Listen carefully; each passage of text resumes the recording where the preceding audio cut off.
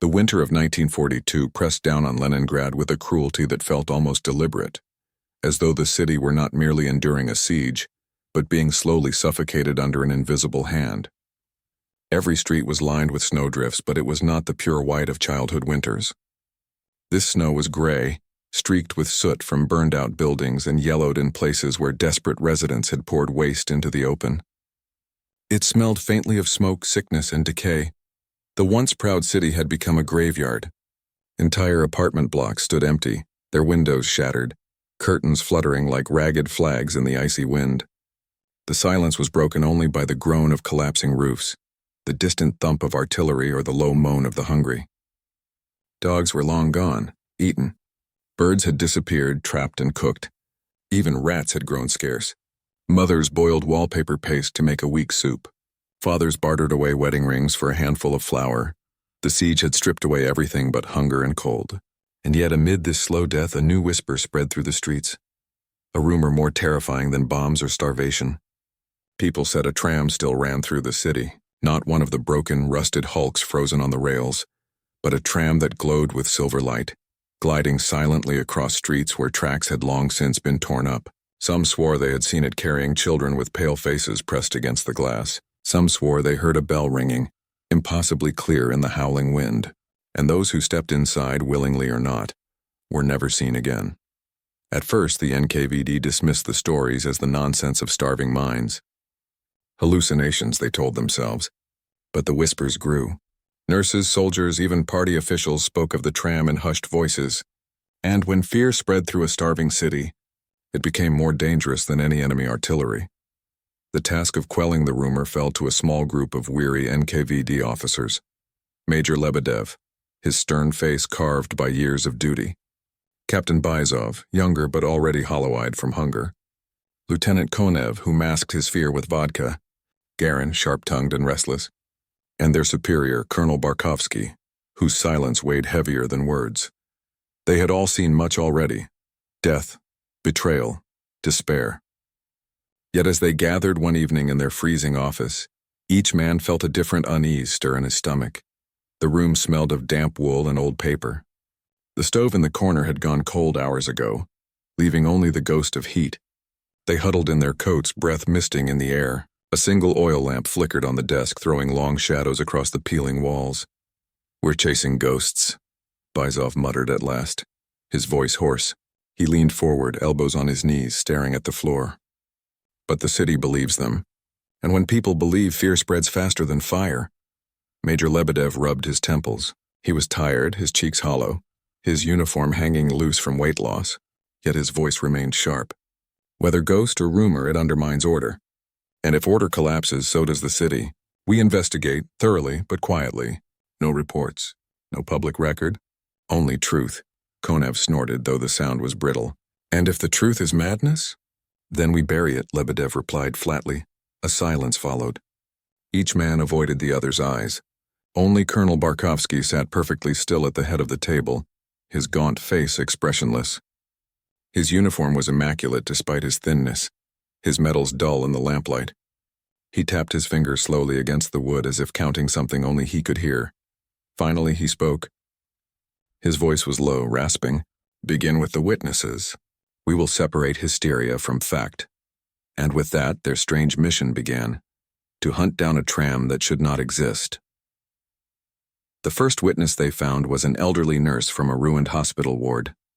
She sat hunched on a bench, her hands shaking in her lap, her eyes sunken but burning with conviction. "It was late," she whispered, her voice barely rising above the moan of the wind. "Snow was falling so thick I could hardly see my own boots. I thought I heard a bell, and clear, ringing. At first I believed it was memory playing tricks, but then it came." Her voice cracked. She gripped her shawl tighter. The tram rolled out of the storm. Its windows glowed warm and golden. And inside were children. Their faces were pale, pressed to the glass, staring at me. So still, not moving, just staring. The doors opened. I felt heat pour out, heat like a stove at full fire. I almost stepped inside. But something, I don't know what, made me run. I ran until I fell in the snow, but I still hear it, the bell, even now when I try to sleep. She began to weep silently. the sound muffled in the folds of her scarf. The officers exchanged uneasy glances. None spoke, though each felt the hair on his neck rise. By the end of their first week, they had heard a dozen such testimonies. A soldier swore he smelled fresh bread when the tram passed him, bread so vivid he nearly wept. A child claimed he had seen his dead sister waving from the window. An old man insisted he had boarded the tram, sat on its warm wooden seats, but when he blinked, he was back in the snow, his body shaking with cold. Each story was different, yet all carried the same core. The tram appeared where no rails remained, the bell rang where no tram should be, and those who entered did not return. The NKVD men recorded the words, though their pens trembled. And though they never admitted it aloud, a question began to gnaw at each of them. What if the witnesses were not mad? What if the tram was real? The officers moved through the city like shadows, their NKVD badges tucked away. In another time, their uniforms had carried authority. Now they only inspired resentment or fear. Hungry eyes followed them down streets where corpses lay stiff and half-buried in snow. They were not welcomed. They were endured. And yet when they asked about the tram, doors opened. Not eagerly, no one was eager anymore, but cautiously, with a shiver of relief that someone powerful might finally acknowledge the terror everyone whispered about. Their second witness was a soldier, his body wasted by hunger, but his back still rigid with the posture of discipline. He stood beside the crumbled wall of a church, one arm in a sling, his breath clouding the air. It was near Nevsky Prospect, he said, voice steady though his eyes were distant. We had been ordered to clear rubble from the street. My comrades were ahead of me when I smelled something. Bread. Fresh bread, still warm. I thought I'd gone mad. But the others smelled it too. They lifted their heads like starving dogs. His lips trembled. Then we heard the bell. It cut through the wind like a blade. A tram rolled down the street, clean, shining, as if the war had never touched it. Inside, the lamps glowed. I saw children, rows of them sitting perfectly still, their hands in their laps. Their faces were pale, not rosy like living children, but ashen. And their eyes were empty, like they were looking through me. He swallowed hard. One of my comrades ran forward. He shouted that he could see his daughter on the tram. I grabbed his arm, but he tore free and leapt onto the step as the doors opened. The moment he did, the tram moved faster than any machine should. It vanished into the snow. He was gone. Just like that, the soldier's gaze fell to the ground. His voice dropped. When I returned to the unit, I told them he'd been hit by artillery. What else could I say? Who would believe the truth? The officers exchanged looks. None dared suggest he was lying. The third witness was a little boy, no older than 7. He sat in a freezing apartment block, his mother beside him, both wrapped in threadbare blankets. His cheeks were hollow, his hands chapped raw. Yet when he spoke, his voice carried a strange certainty. I saw my sister, he whispered. She died last month. Papa buried her in the courtyard. But when the tram came, she was sitting inside. She waved at me. She smiled. I tried to run to her, but Mama held me back. The mother's eyes filled with tears as she clutched the boy to her chest. He's been saying this every night since, she said softly. I pray it was just a dream, but I saw it too. The lights, the children, and I know she was there. Lieutenant Konev shifted uncomfortably, pulling a flask from his coat. He muttered under his breath as he drank, but no one rebuked him. Day after day, testimony piled higher. An old factory worker said he had boarded the tram and felt warmth flood through his bones, only to awaken collapsed in the snow, frost clinging to his eyelashes. A young woman swore she heard music playing inside, a lullaby her grandmother used to sing. Another insisted she had seen the faces of every relative she had lost in the siege, all crammed into the tram's glowing windows. Patterns began to emerge. The tram always appeared in places where the hunger was worst. It always rang its bell before arriving, and those who entered it were never seen again. The NKVD officers gathered each night in their frozen office, sifting through the accounts. The room grew darker with every retelling, as though the tram's shadow reached into their very walls. Bizov slammed his notebook shut one evening, the sound startling in the silence.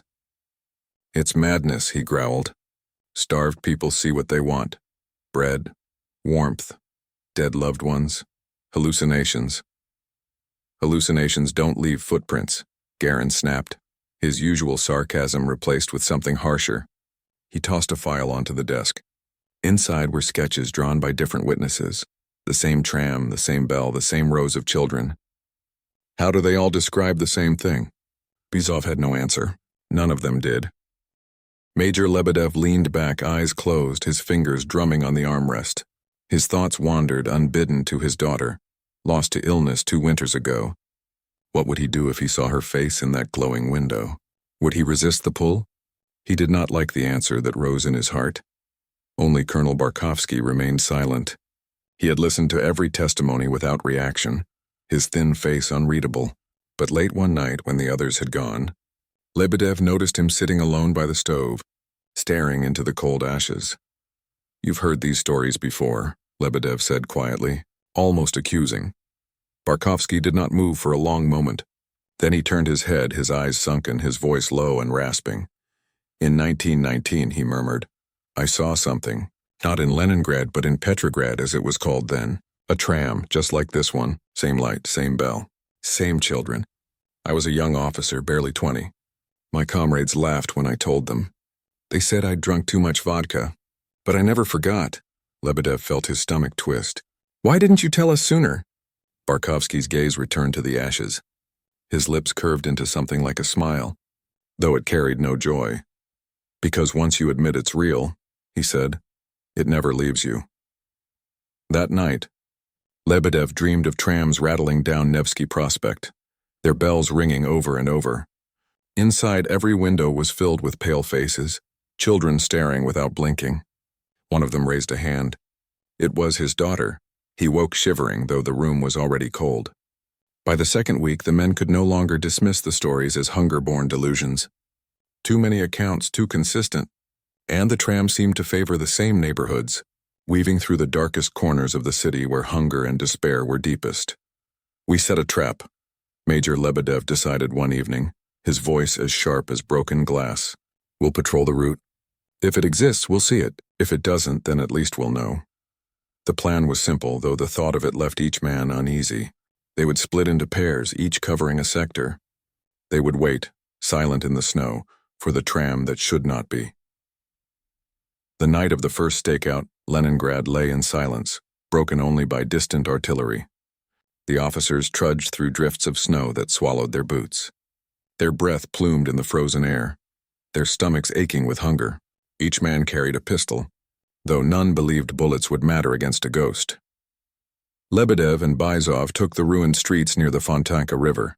Garin and Konev positioned themselves along Nevsky Prospect, while Colonel Barkovsky, as always, chose solitude, wandering the avenues alone with only his thoughts. Hours passed. The cold gnawed at their bones, seeping through coats and boots. Their bodies shook uncontrollably. More than once, Bizov cursed and muttered that the whole mission was madness. Then, somewhere in the distance, a sound pierced the night. A bell. Clear, bright, impossible. Lebedev froze. Bizov's head snapped up, eyes wide. Again it came. Ding ding, cheerful as though announcing the arrival of a tram full of passengers on a pleasant winter morning. But there were no rails beneath their feet, no electricity to power such a machine, and no living conductor to ring such a bell. From the swirling snow, a glow emerged, golden, warm, growing brighter with every second. "There," Bizov whispered hoarsely, pointing with a trembling hand. The tram slid into view, emerging from the storm as though it had always been there. Its body gleamed, polished wood and metal unmarred by war. Lamps glowed inside, casting soft halos across the snow. And in the windows and the faces, dozens of children, pale and still, their eyes fixed outward with unnerving intensity. The tram moved without sound save for the bell. Its wheels turned on nothing, gliding smoothly over snow and rubble alike. The air around it shimmered faintly, as though heated by some invisible fire. Lebedev felt the warmth wash over him. His body, stiff with cold, ached with sudden relief. For a moment he almost stepped forward, drawn by the glow, by the impossible comfort. He thought of his daughter. How her hands had felt in his, how her laughter had filled their apartment before the illness took her. If she were inside? No, he muttered fiercely, forcing himself back. He gripped his pistol, though it felt useless. Byzov, however, was already moving. His face had gone slack, his eyes glassy. "I see her," he whispered. "My little Anya, she's there." "Byzov," Lebedev hissed, seizing his arm. "Don't." But Byzov struggled like a man drowning, desperate to reach the shore. He tore free, stumbling toward the tram. The doors opened with a hiss, golden light spilling onto the snow. Warmth poured out, rich and intoxicating. "Anya!" Byzov cried, his voice breaking. Lebedev lunged and caught him, dragging him back by sheer force. Byzov clawed at him, tears streaming down his frozen cheeks. "Let me go!" "She's calling me." "Don't you hear her?" "I hear nothing." Lebedev roared. His own heart hammered, his own vision blurred with the imagined shape of his daughter's face in the window. But he held on. The tram lingered, doors yawning wide, the children's eyes fixed on them. Then as suddenly as it had come, it glided away, dissolving into the storm. The bell rang once more, echoing into silence. Byzov collapsed into the snow, sobbing, his body shaking violently. Lebedev stood over him, chest heaving, staring into the void where the tram had vanished. Across the city, Garin and Konev had seen it too. From their post on Nevsky Prospect, they described the same glow, the same children's faces. Garin swore he heard music playing, a soft lullaby that tugged at memories of his childhood. Konev claimed he saw his long-dead brother waving from the window, a rifle slung across his shoulder as if ready for battle. They too felt the pull. They too nearly succumbed. Only Barkovsky remained silent when they regrouped. He returned to the office hours later, his face pale, his eyes sunken.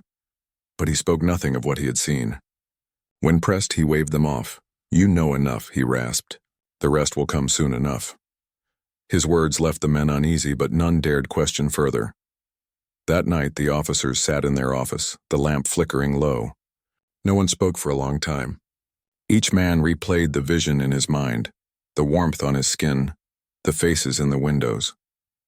Each asked himself the same silent question. If it appeared again, could I resist it? Konev broke the silence first, slamming his flask onto the desk. "We can't fight this," he said, his voice raw. "It's not a man, not a machine. It's something else. Something older. We should leave it alone." "And let it take the city piece by piece?" Garin shot back. "What happens when whole families climb aboard? What happens when no one's left to resist?" Lebedev said nothing.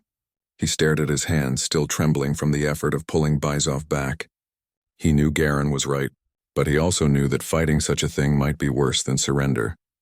From his corner, Barkovsky finally spoke. His voice was low, steady, carrying the weight of command. "The tram is not here to be fought," he said. "It is here to be endured. Each of us will face it in our own way. The question is not how to stop it. The question is whether you can bear its offer and refuse." His eyes lingered on each man in turn, sharp as knives. Most cannot. Silence followed, heavier than before. The lamp flickered, and in its dying glow each man knew the truth. The phantom tram had already claimed them, if not in body, then in spirit. The days that followed blurred into one another. Hunger gnawed, artillery thundered, but for the NKVD officers nothing mattered except the tram. Every night they waited. Every night they heard the bell echoing across the ruined city. It was no longer rumor. It was real, and it stalked them like prey. Byzov grew worse. He barely ate, barely spoke. He sat in corners muttering his daughter's name, eyes vacant.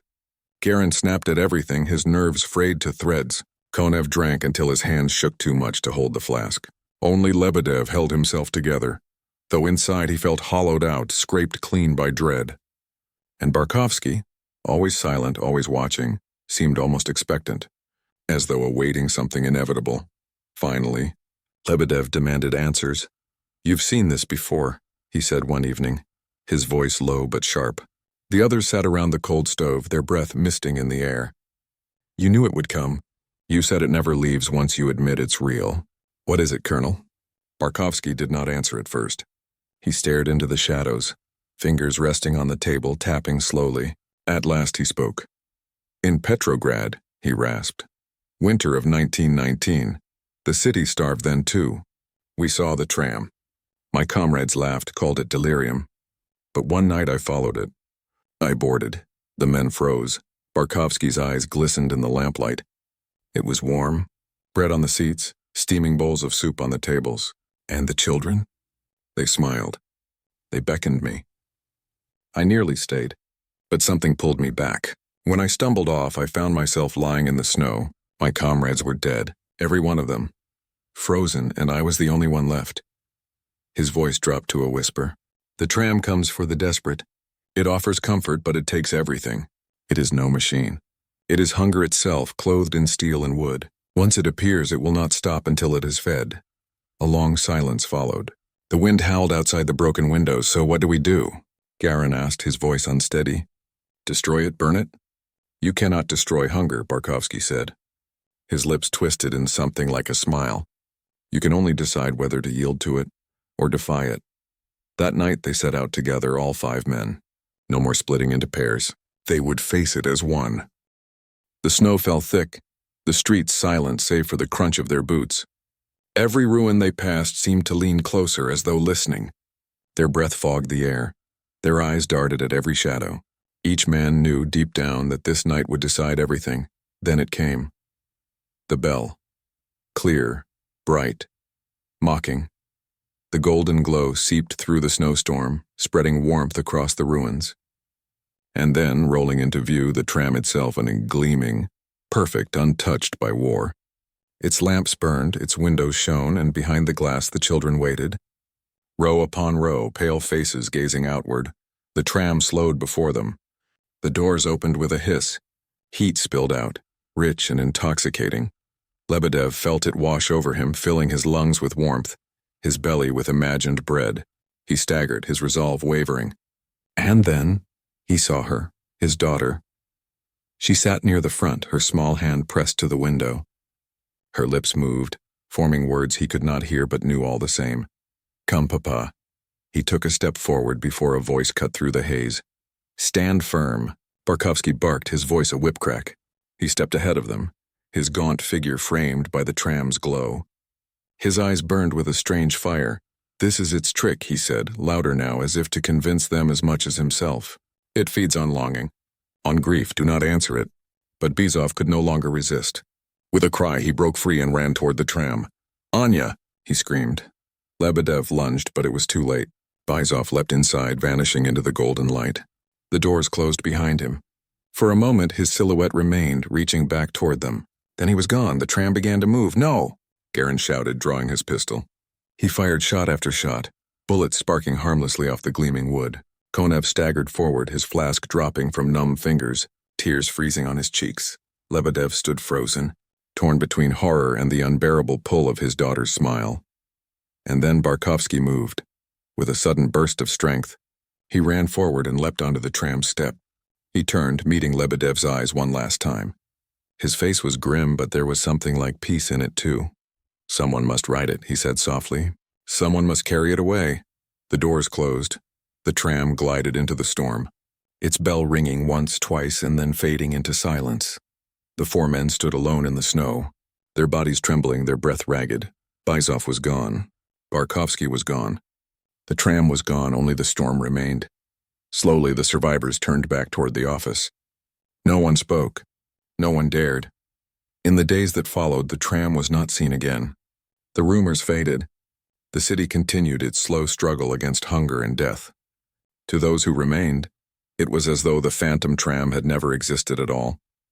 But Lebedev knew better. He knew it would return someday, somewhere, when hunger grew deep enough to summon it.